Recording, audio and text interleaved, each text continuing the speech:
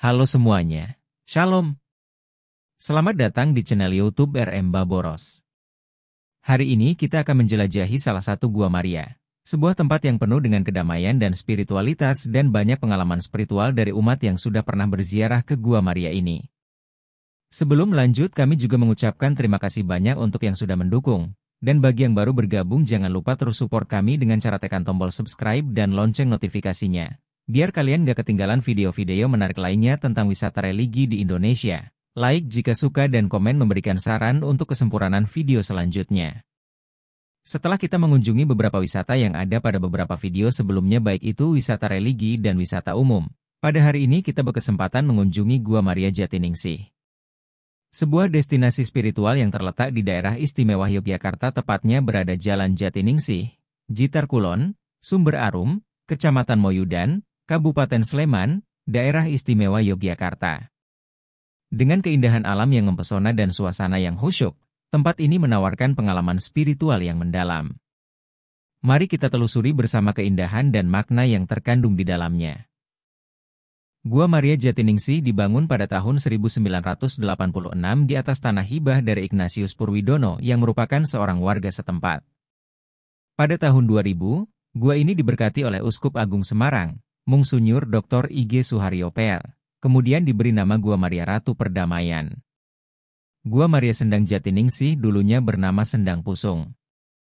Dalam bahasa Jawa, Pusung merupakan singkatan dari kalimat Singapusi Busung, yang artinya siapa yang berbohong, dia yang akan terkena tulah. Pengubahan nama disebabkan tempat ini berdekatan dengan aliran Sungai Progo, maka nama Sendang Pusung menjadi Sendang Jatiningsih yang berarti sumber air yang berasal dari rahmat Tuhan yang mendatangkan kedamaian. Namun buat sebagian orang, aliran air ini juga disebut dengan Sendang Jatiarum karena letaknya yang berada di antara pohon jati.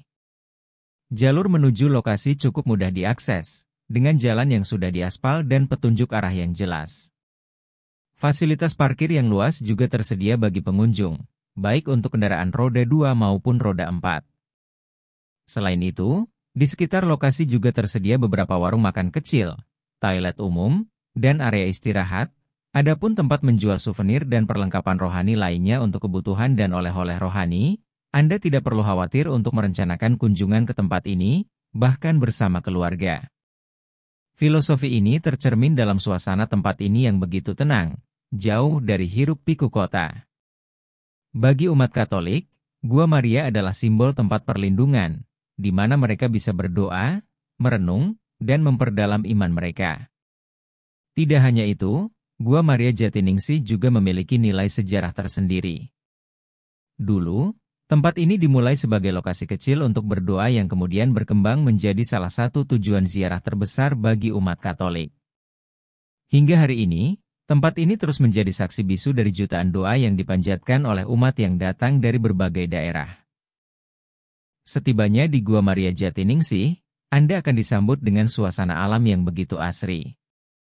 Pohon-pohon rindang, suara gemericik air dari sungai yang mengalir di dekatnya, dan udara segar membuat tempat ini terasa begitu menenangkan.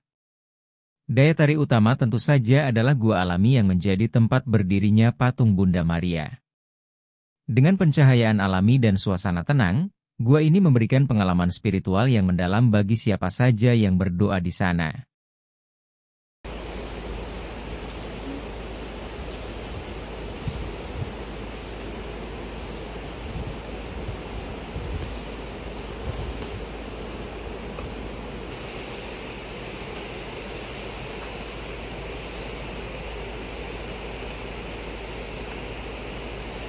Selain itu, terdapat jalan salib yang berisi perhentian-perhentian yang menggambarkan kisah sengsara Yesus.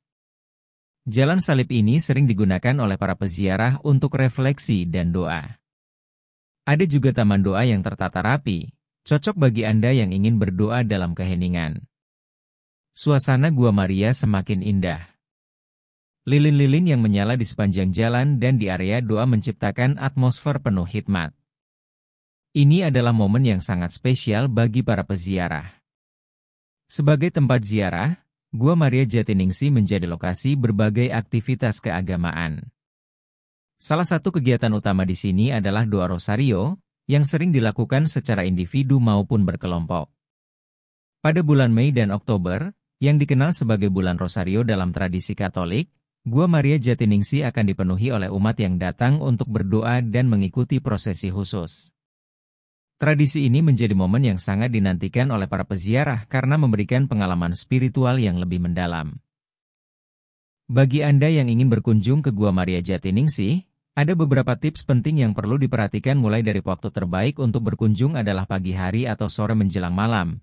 Ketika cuaca lebih sejuk dan suasana lebih tenang, pastikan Anda mengenakan pakaian yang sopan sebagai bentuk penghormatan terhadap tempat ini. Jangan lupa membawa perlengkapan seperti payung atau topi, terutama saat musim hujan atau panas terik. Jaga kebersihan dengan tidak meninggalkan sampah di area. Terakhir, hormati suasana doa dan keheningan yang ada, terutama saat ada orang lain yang sedang beribadah. Gua Maria Jatiningsih adalah tempat yang tidak hanya memberikan kedamaian rohani, tetapi juga keindahan alam yang menenangkan hati.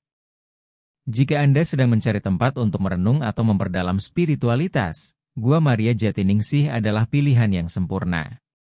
Berikut adalah beberapa patung atau arca yang umumnya menjadi daya tarik utama di lokasi ini yang memiliki nilai spiritual dan simbolis bagi para peziarah. Yang pertama, patung Bunda Maria. Terletak di dalam gua utama, patung Bunda Maria adalah pusat dari tempat ini. Patung ini menggambarkan Bunda Maria dalam posisi berdiri dengan tangan terbuka, melambangkan kesediaan dan kerendahan hati untuk menerima kehendak Tuhan. Kita meneladani Bunda Maria untuk selalu menyerahkan semuanya kepada kehendak Tuhan.